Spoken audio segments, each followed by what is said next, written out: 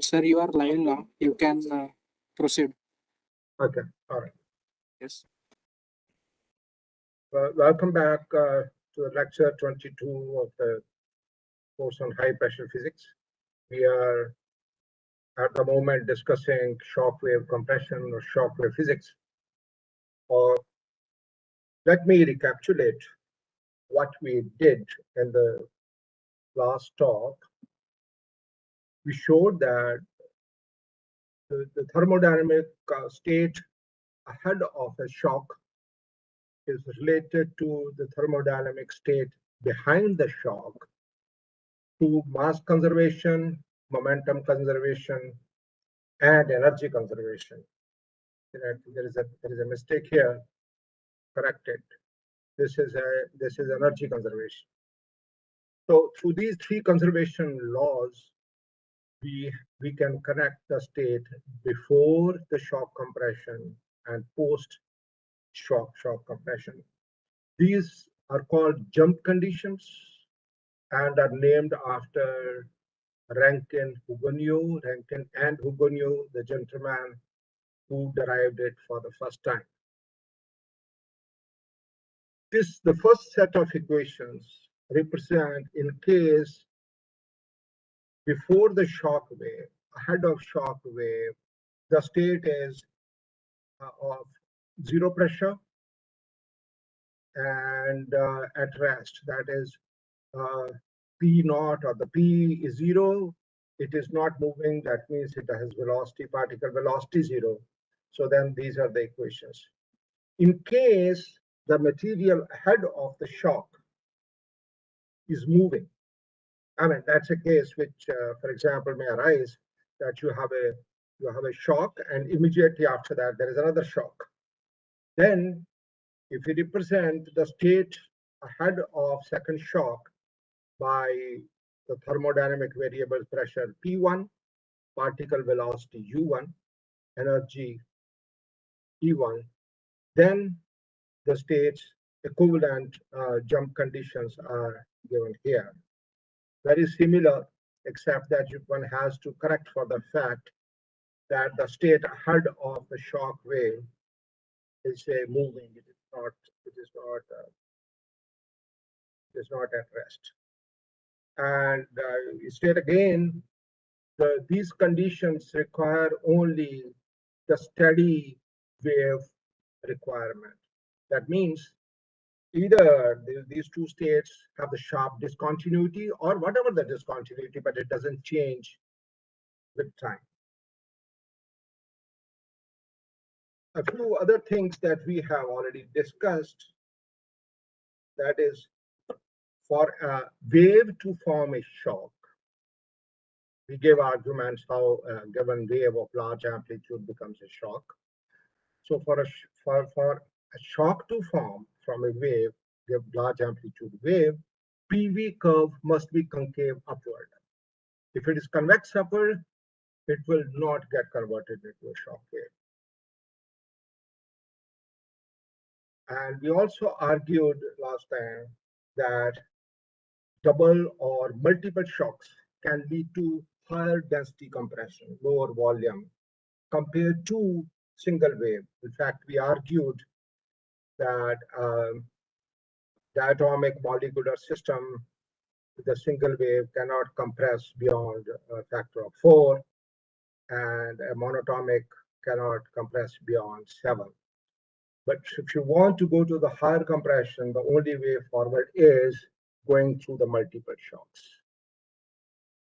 And a ramp wave can be viewed as numerous small incremental step shocks. So instead of viewing it as a single shock, you can break it into small shocks. And then you can argue that they will necessarily lead to higher compression than a single shock wave. Likewise, a rarefaction or release wave, as we called last time, can be viewed as made of several waves. And we use that as an argument to show that as a large amplitude loading wave shocks up, a large amplitude release wave or a rarefaction wave spreads up.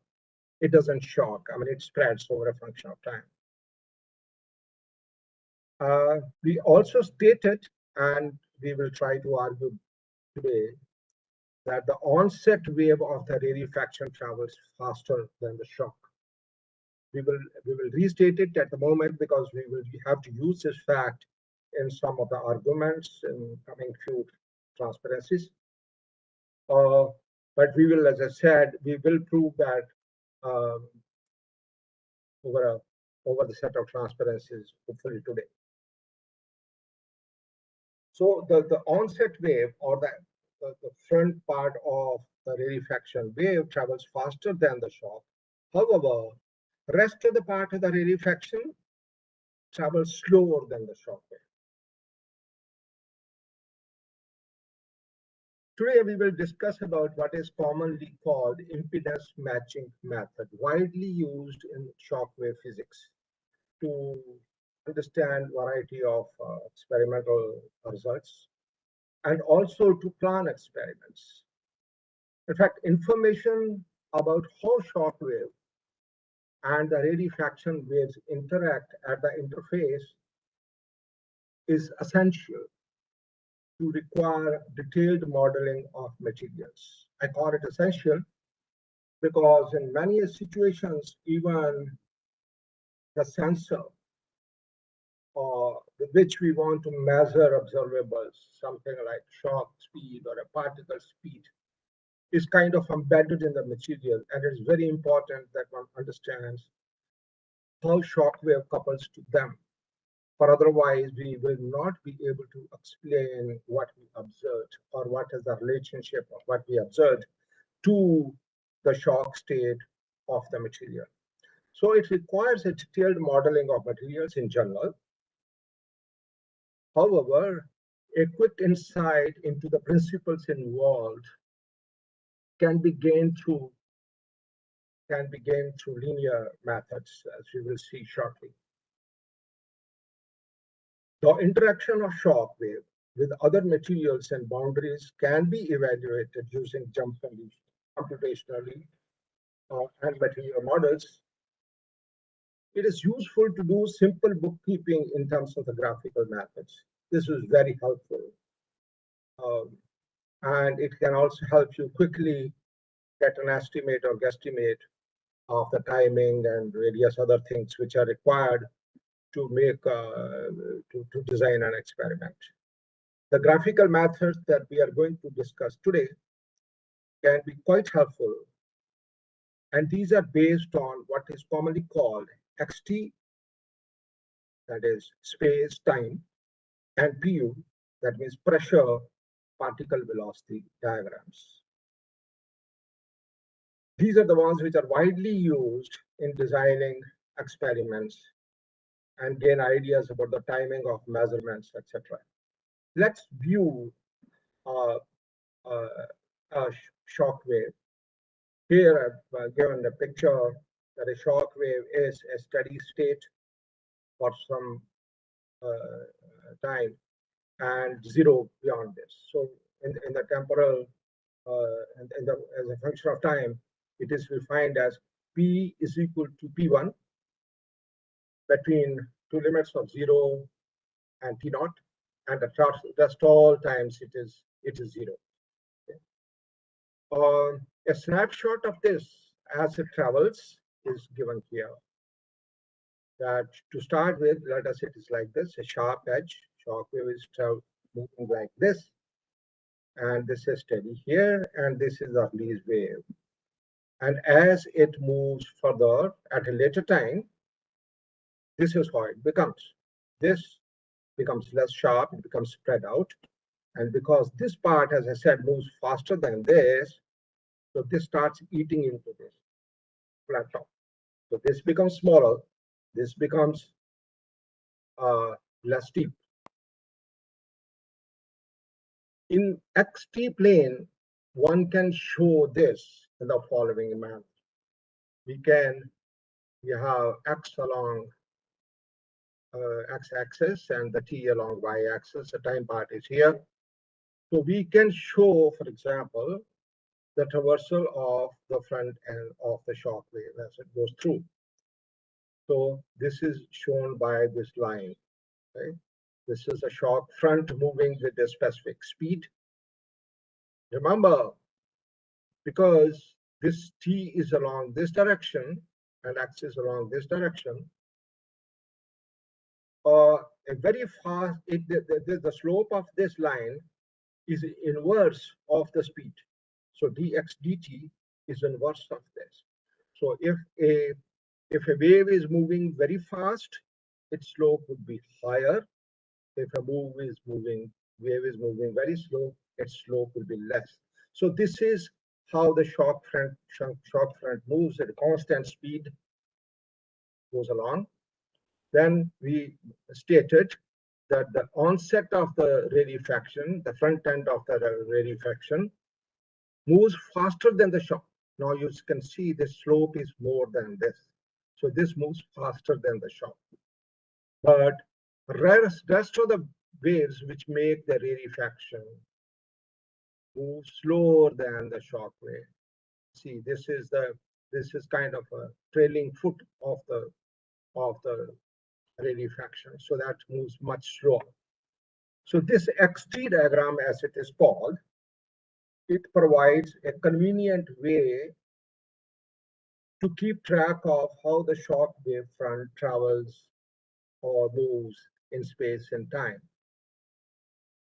In XT diagram, as I stated, velocity is inverse of the slope. That's a larger slope means slower wave. Onset of rarefaction travels faster than the shock wave, reducing the flat top, as we discussed earlier. And we will, as I said, probably try to give the proof of this. Subsequent rarefactions move slower. If you want to see at a given time how the shock wave looks like I said, this is early time, this is later time. If you want to see, then you have to take a snapshot as a T is along this direction. So you can see how it traverses along time at a given X. So you had this flat top, which was some value. And if you take it at this particular value, you can see it is smaller than this. So a snapshot, if at any time you want to get it at a given X, you can get snapshot by moving along the y-axis. To understand and estimate the shock states on impact with another body or an interface, graphical methods employing both XT and PU diagrams are used. This is shown here, for example. This is a shock wave which is traveling from material 1 into material 2. And as it crosses this boundary, it interacts and it launches a shock wave into this and also some wave back into this. So this is the kind of diagram it shows. There is a shock which is traveling here. It meets a boundary which is represented by boundaries are incidentally represented by dotted lines. So the boundary was earlier static, and as it moves, then it starts moving. It has certain slope now. So in this, there is a shock wave which is traveling with some speed, and in this, there is a shock wave which is traveling with this.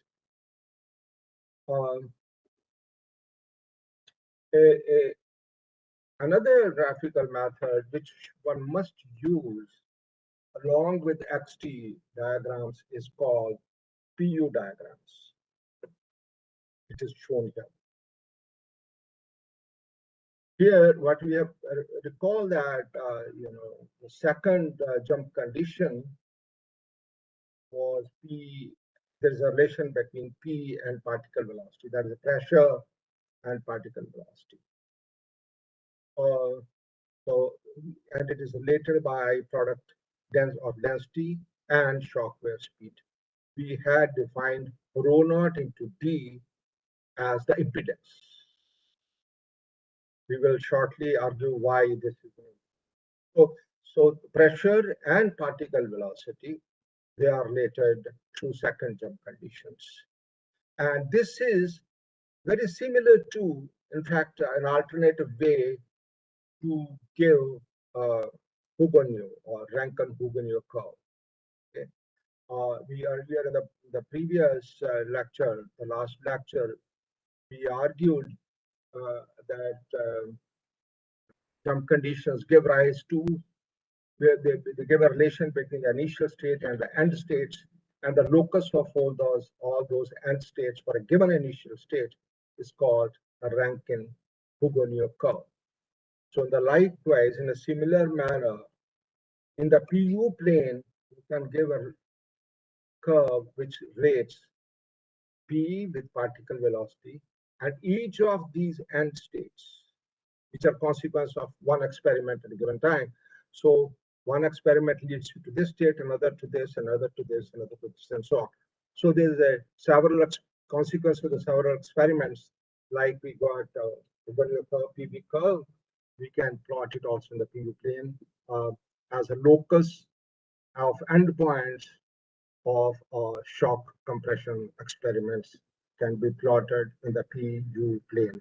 Incidentally, this PU curve and the PV curve are related to each other through jump conditions.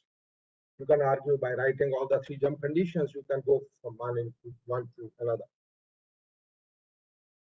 This particular PU curve is for a state where initial condition that the shock, that's the material ahead of a shock, was at rest. So it is centered at zero particle velocity. So it increases like this. And the convention is anything which travels to right hand side represents right going shock wave. Okay. Anything which travels on the left side on the negative U curve is called left going shock. So this is the convention which is used. And it is a similar convention also in the XT diagram.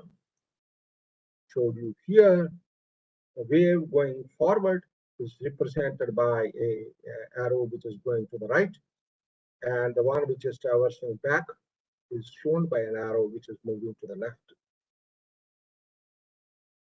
So the PU diagram for a state into which the initial state has particle velocity 0 are represented by PU curve centered at 0 for the right going wave and for the left going wave. However, if the material ahead had some finite particle velocity, then this curve has to be centered here. We must also state, as we made a statement for the Hugoniot curve, that a given Hugoniot curve is a locus of points generated from a given initial state. The same thing is here. For a given initial state, the locus of points. But obviously, one cannot do infinite number of experiments. If one therefore have to design some experiment or interpret some results. So before one undertakes detailed calculations, one uses PU curve, which is often centered at u is equal to 0. So you can take it as what one may call as a principal Hugoniot in this case, as the Hugoniot, except that it is centered at respective values. We take this more or less the same as what it was at u is equal to 0. Okay. As in the PV plane, we said a steady shock condition, steady shock wave condition is analogous to making a statement that P curve is concave upward. Okay? Likewise, in the PU plane, existence of the steady shock wave requires it to be concave upward. Okay? And rho naught d is the slope at a given time. Obviously, remember that b, which is the shock speed, is also a function of pressure. So rho naught d, which is a slope at a given given pressure, is it represents initial and this initial state to the final state, like it did so in the PV curve. Now the PV-PU curve is important. It's basically because if the shock is meeting a boundary, then the pressure and the particle velocity must be continuous across that interface. Otherwise, that interface will break open. You see that if let us say a body A and body B, they have an interface at a particular value we will show shortly. Then if both of them after the shock wave enters into the second one does not have the same particle velocity, they will drift apart. And likewise, if the pressure is not continuous across that interface, again, because pressure is force per unit area, it will accelerate one part of the interface compared to another, and they will again separate it out. So it is therefore very important that P and U are continuous across the interface. It is this condition that PU values across a shock, across an interface must be continuous, is a fundamental aspect which defines what we called as impedance matching technique. We will see how is this useful. Last time also I made a statement and I should reiterate. I may forget from time to time. I use the notation with the presumption that you remember it. That is, shock speed or shock velocity is represented by d in case particle velocity ahead of the shock is 0. If it is not 0, it is often represented by us. So in which case it is d minus u naught. So I already stated that if pressure and particle velocity are not continuous across interface, the objects will separate with time. They will separate it out, and the interface these two bodies will go apart. So though PU curve, like PV curve, is different for different initial states, a simple assumption is often used that you presume it to be same. For a right-going wave at non-zero u naught, PU curve can be just shifted. I just showed you that. This PU curve was shifted to a value u naught. The PU curve, the shifted PU curve will have certainly introduced some errors, but those errors subsequently can be estimated through detailed calculations. For a left-going wave, the PU curve can be reflected or recentered on another value. For example, if this is the PU curve for a right-going wave, and suppose we want to represent a PU curve for a left-going wave with the initial particle velocity u1, then we can center this at u1 and show it left-going. So in that case, this is a mirror image of this. So this is called recentering of the PU curve. So let's now, with this background, let us now discuss a specific case. Impact of a plate on another. So let us say a plate A, flat plate A, is moving with some speed UA, which is non-zero, and makes an impact on a plate B. So let us see how the XT diagram looks like. The plate B has the particle velocity 0, it is at rest. So it is at this particular value at time t is equal to 0, presuming time t is equal to 1 when it makes an impact. So at time t is equal to 0, it is at rest. This particular object, it is not at rest, it is moving with some speed. Okay, it comes and makes an impact at this particular value. So this was represented by object which is moving and meets this B at particle at a time t0. And the moment that makes an impact, this interface will start moving. Earlier, the interface was shown as 0, but the moment it makes an impact, it will start moving. The moment it comes and makes an impact on B, it will launch a wave in B, which is right going. So it launches a wave which travels as a function of time towards the right-hand side. Yes. But this one, as a consequence, has a left-going wave into this. It moves left-going, and this leads to state 1 from state 0 to, or 0 prime in this case, to state 1. How do we represent in the PV plane, a PU plane? So the B plate was having particle velocity 0. So we plot PU curve of plate B, which is shown here. And because this was moving with certain finite velocity u, so we put it has to be centered here. And in this case, the wave is traveling backward. It is going to travel backward. So it has two. See, if you had a PU curve earlier shown right for right going wave like this, for this, it has to be mirror image of the PU curve of object A. So it will be like this.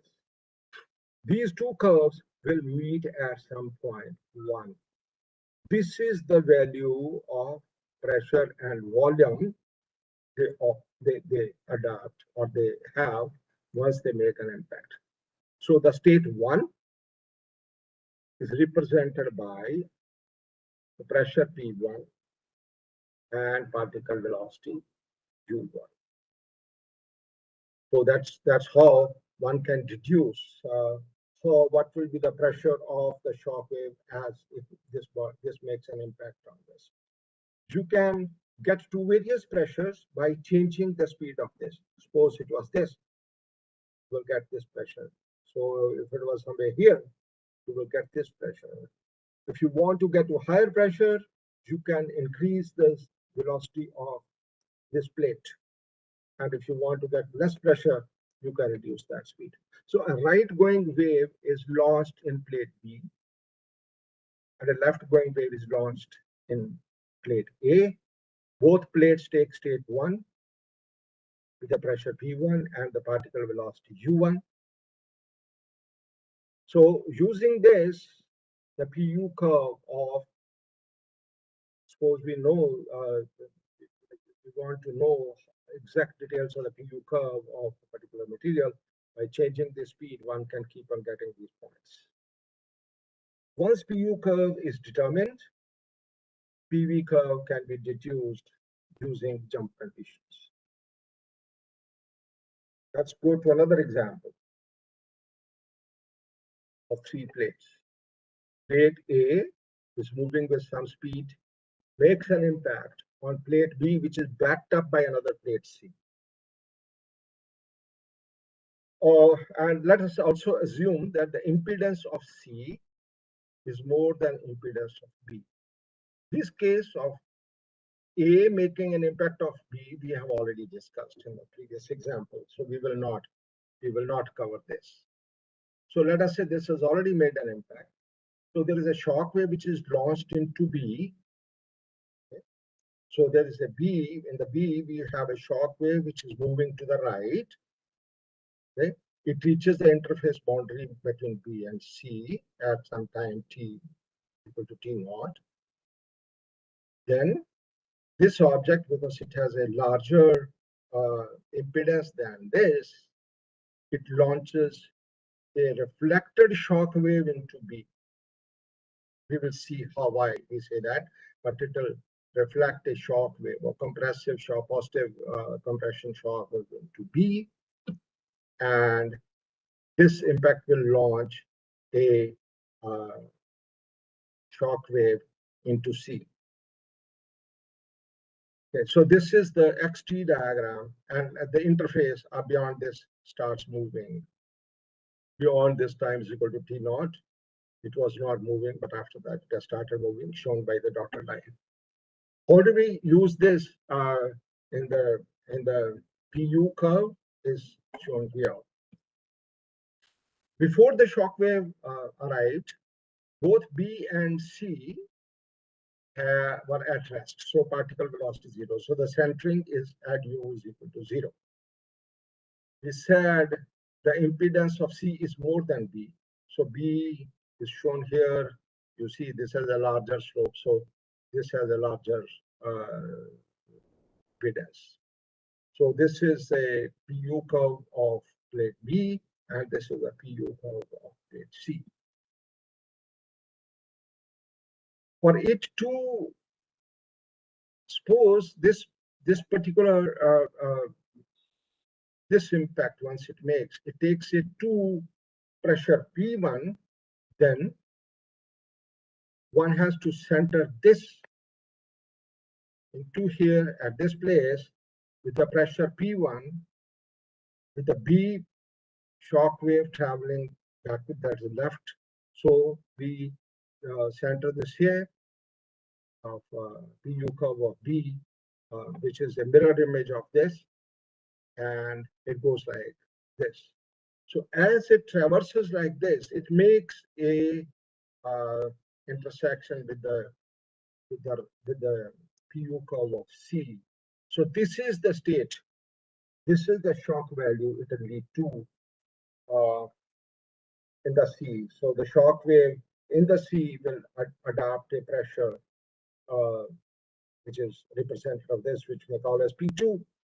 And likewise, at the interface, as I said, the pressure and particle velocity are common at this interface. So P2 will be the one which will be achieved once this shock wave traverses across this interface boundary. So if the impedance, as I said, if impedance of C is larger than that of the B, then the interface, at the interface, a shock propagates in C and a shock is reflected in B. State 2 is determined by the continuity of P and U on the boundary between B and C. The dashed curve is reflected wave traveling from the material which was in state 1. The PU curve of B is decentered at 1. Okay. So we can use this, therefore, the XT and the PU curve to deduce what happens in a situation like this. Incidentally, this geometry is very commonly used in the experiment. So this is some flyer which comes and makes an impact. This could be certain other plate which is required to make measurements at the back end of this and so on. In many cases, a lithium fluoride where you want to make particle velocity measurements, etc., etc. So let's see, summarize the previous situation as a wave from the B is launching and reaching the boundary with the pressure P1. It reaches the BC boundary, and the C doesn't have a shock wave yet launched into. But once this comes into this, we have a P2 state which is traversing to the right-hand side in the plate C, and a shock wave larger than P1. Now P2 is launched into this. Okay, this is what we already showed. P2, because of this condition, is larger than the speed. So if the impedance of C is more than B, then a wave, in this case we are due to shock, is incident on the boundary of higher impedance, will transmit or reflect the same type of wave that is incident. We discussed a shock wave, positive shock wave, compression wave launching into this. So shock wave traveling into this and a shock wave reflecting into this. Suppose it was a rarefaction wave, then a rarefaction wave will be launched into this and a rarefaction wave will be reflected back. So this is a general statement in a case we just now talked about. That is this example. Likewise, we can analyze a case if it was not a shock but a rarefaction wave which was traveling. Then one can deduce that if the rarefaction wave meets the boundary, then a rarefaction wave is reflected and a rarefaction wave is launched into this. So this is a general statement that I have made. Half of it we have proven, but the other half I'm just stating it. To the other case into which the impedance of C is less than that of B, then the situation reverses. Then the transmitted wave in C will be same as that whatever is in, but the reflected wave will change the character. That is, if this comes, this will launch a shock wave into this C, but it will reflect a rarefaction wave into B because the impedance of C is less than that. And likewise, if there is a rarefaction wave which comes and makes an impact here, a rarefaction will be transmitted, but a shock wave will be launched into this. So reflected wave will be of opposite kind. Here is a real example. This is used for experiments on germanium under shock compression 2-3 years back. So we have a lithium fluoride impactor with germanium sample, which we want to get information about here, which is bonded to another lithium fluoride window. So this comes make an impact on this. And then we can do the XT diagram as we did earlier. So we have, for example, the PU curve of lithium fluoride, which is shown here. We have the PU curve of germanium, which is shown here. So as this is coming with a finite velocity, so this lithium fluoride curve has to be centered accordingly. Suppose it had this particular velocity, 1.6 or something of that kind, the left going wave, see if it was another lithium fluoride, you would have reached this particular state. However, because there is a germanium here, it will go and intersect germanium at this particular peak value. So the stress in the germanium will be higher than the stress that you will see in the rear end of lithium fluoride. So if you make measurements of the stress here, remember this has to be corrected for what we see here. Let's go through another example. Impact of a thin plate on a thick plate. And we presume that the thin plate impedance is less than that of the thick plate.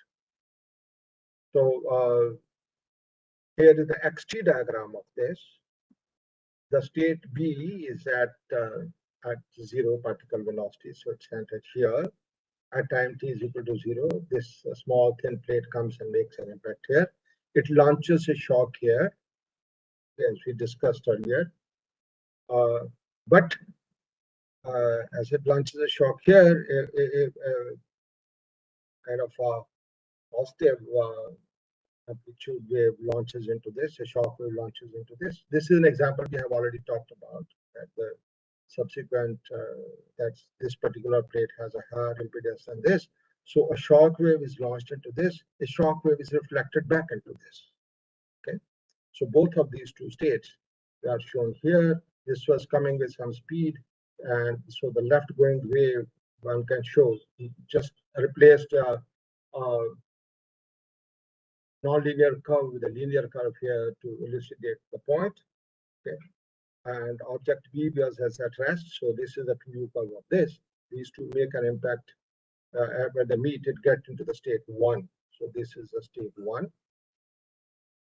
That is, this particular shock wave gets into P1, and the reflected shock wave also gets into this particular state. As this wave reaches the rear end, there is nothing at the back of this because this is a thin plate. So it releases all its pressure. So rarefaction wave travels back. And rarefaction wave, as we talked about, is not single wave. It is spread out. So it is generally represented by a fan of waves, or in this case, a fan of lines, generally represented by three, but it can be more.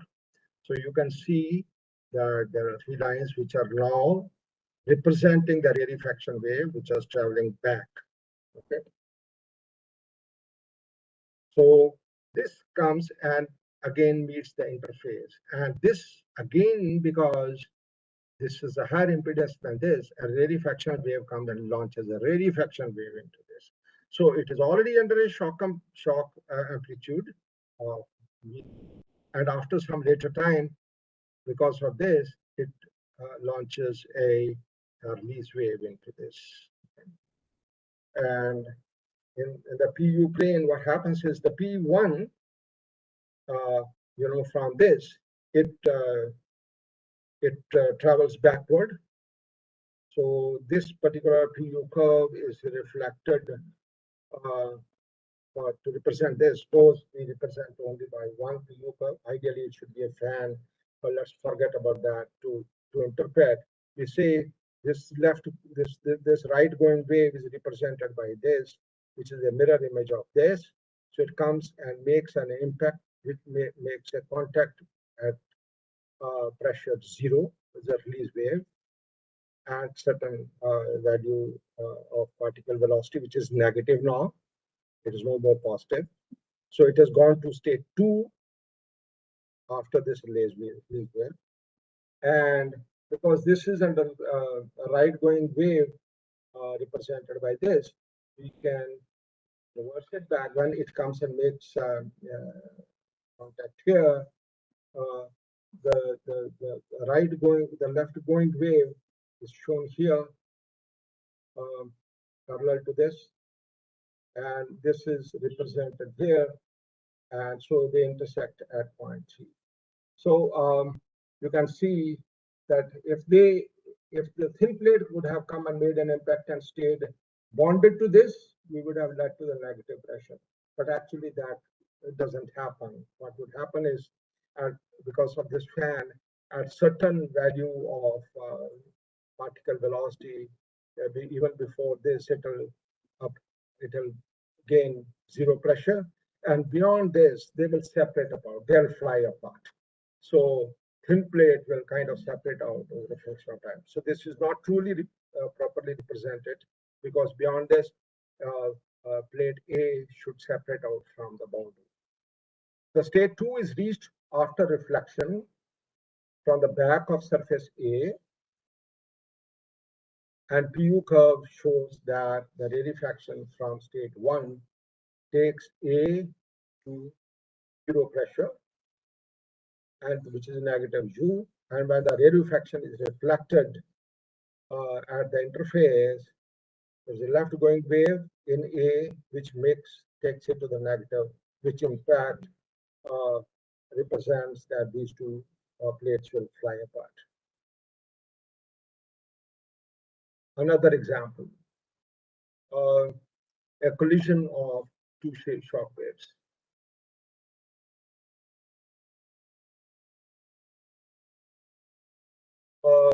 Let us say state 1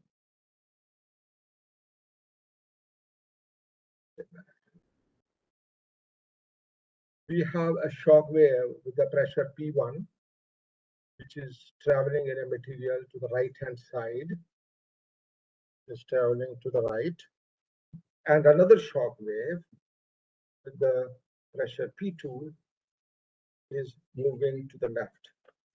Incidentally, I should make a statement. I keep referring to pressure P1, pressure P2, but when we started the shock wave physics, we took pains to describe in the very first lecture that even if it is a uniaxial strain, it does not mean it's pressure. It is actually a uniaxial strain also represents cases into which it's not just one pressure. It is a what we may call as longitudinal pressure and the transverse pressure,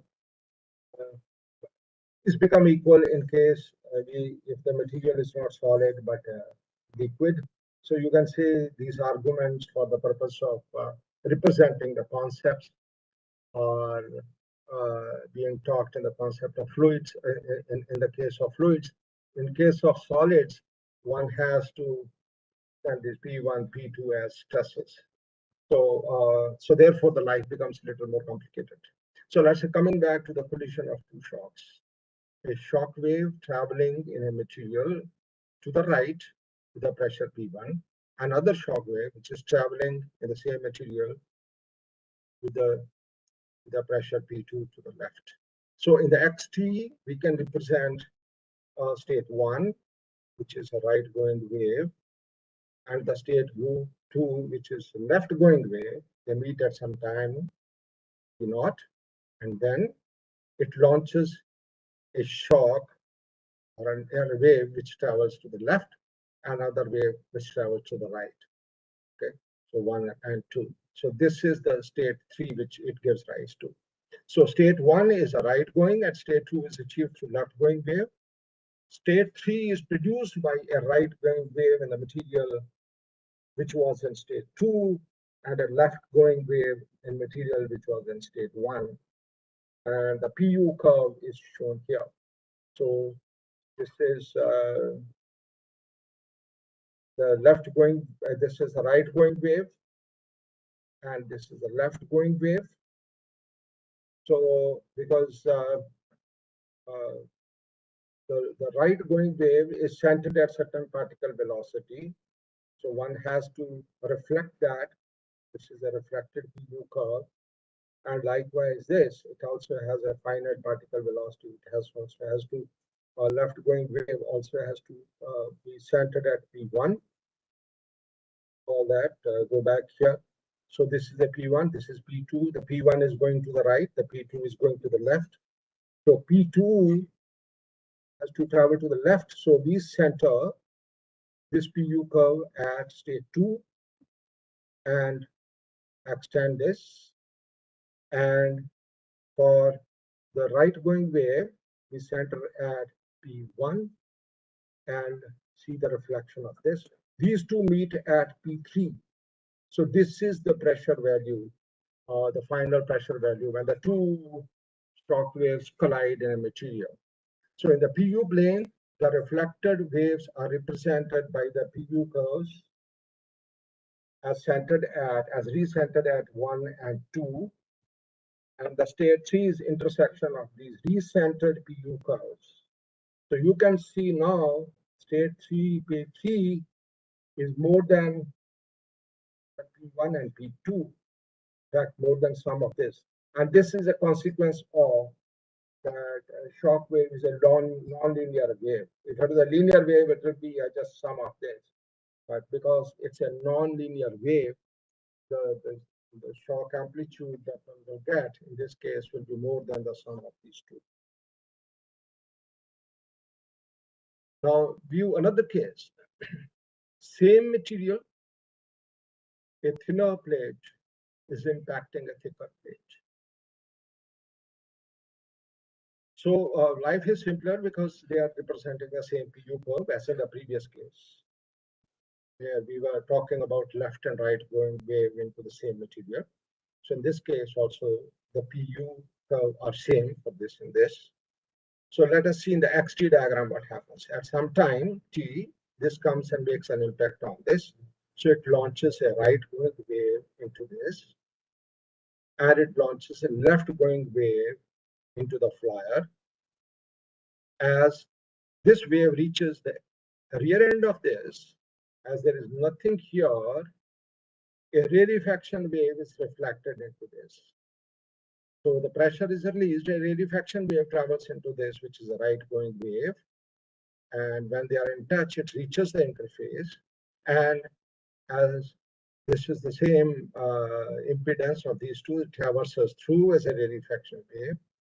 On other case, the thicker plate, a shock wave which is launched into this travels again to its rear end, And if there is nothing here, it also travels as a rarefaction wave. These two rarefaction waves meet here. This gives rise to a state. Let us see in terms of PU diagram, what state is it? So this object is at particle velocity 0. So this is moving. This is represented by PU curve here like this. This object is moving with certain speed. U naught would have a wave launching and moving towards it. So it is PU curve is shown here. This is a state 1, which it gives rise to once they make an impact. But beyond this, they said that this wave and this is traveling to the left. So it has to be a left going wave, means it should be from this to this, this to this. So it's a left going wave, and this one continues to be the right going wave. So it is this to this. So eventually it meets here, and this has a negative pressure. So these are the kind of experiments which get designed in case you want to subject a material to dynamic negative pressure. So thinner plate, let us say half the size of this, is making an impact on this. Then after some time, the state here in the center of this is a negative pressure. Now, this can give this negative pressure can actually give rise to breaking of bonds and so on. So the material can fail. This field is called spall. This phenomena is called spall. So those people who work in spall features, they actually do this kind of experiments so that they can see how the bonds, how the material fails, what exactly happens as a function of time. So after the reflection of the shock wave from free surface, the impacting plate comes to rest. The target plate gets the speed u naught on collision of rarefaction waves at the center. In case thickness of the impactor is half of the target of the plate, a state of negative pressure is generated. So one can use this, as I said, to study dynamic tension, states of dynamic tension. The study of the tensile damage due to colliding rarefaction, as I just mentioned, is called spall. It's a subject in its own right. For brittle materials, for example, ceramics, glasses, hard polymers, they generally fail by cracking. So dynamic tension or colliding rarefaction is a good way to examine the inherent response of material under these conditions.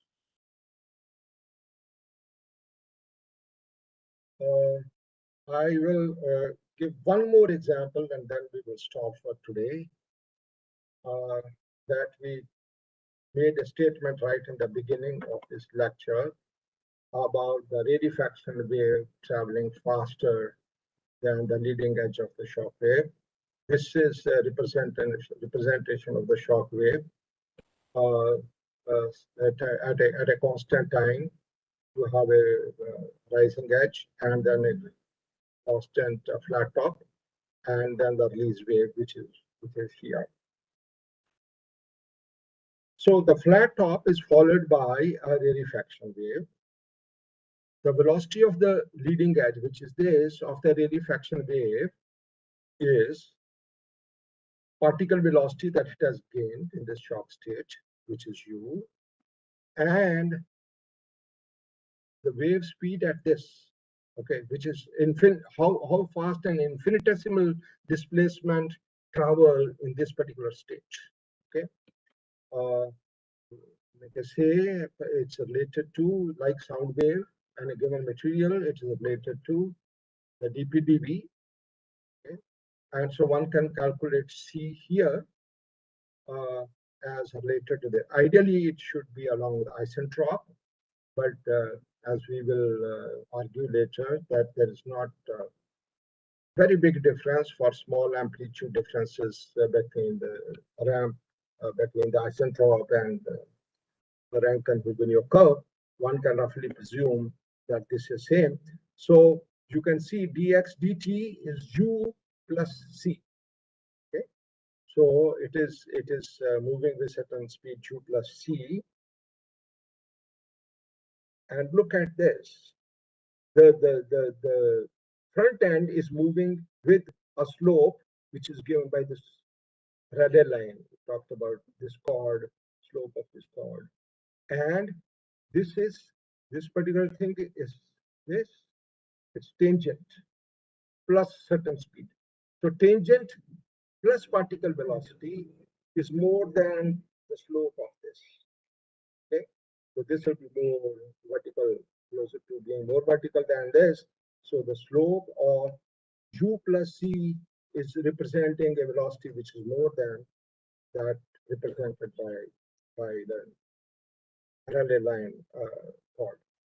So follows therefore that this the leading edge of the rarefaction wave travels faster than this. So understandably, as it moves as a function of time, this starts eating into this. And of course, this spreads out as we discussed earlier.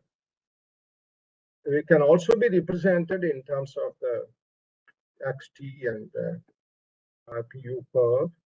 We have initial state of p at a state 1, which is with the pressure p1. A release wave comes, and the release wave we talked about moves at a speed faster than this, so it has a lower slope. It comes and meets here, so therefore it takes away certain amplitude, and therefore its slope increases, and another wave kind of moves back into, which is a representative of the rarefaction wave. So the state 3 is a state of which is moving at a lower speed or a lower velocity than the initial shock wave was. So in the PU curve, we have this represented by the shock state, and this is a rarefaction wave, which has less slope than shock wave. And this is a recentered PV curve, and they meet into state 2, which means that as it traverses, as this particular shock wave traverses time, this amplitude P1 will also start decreasing because this will come in. So what will happen is, begin with, it was, let us say, once it has become triangular, it had this amplitude. At a later time, this will become less than this, and at a still later time, it will become less than this. So it will start eating into this. I guess we will stop here for today, and next time we'll continue beyond this. We'll derive how the shock wave amplitude reduces as the rarefaction catches up with this. Thank you.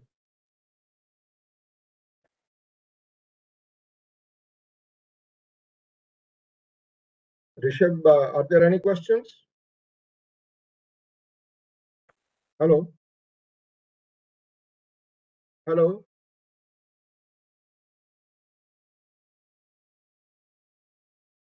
Hello?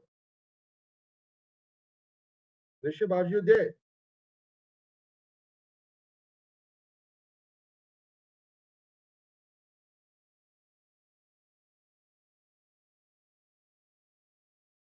Hello?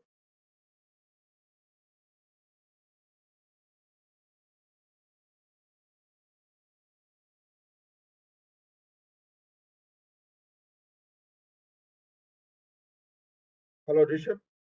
Can you hear me?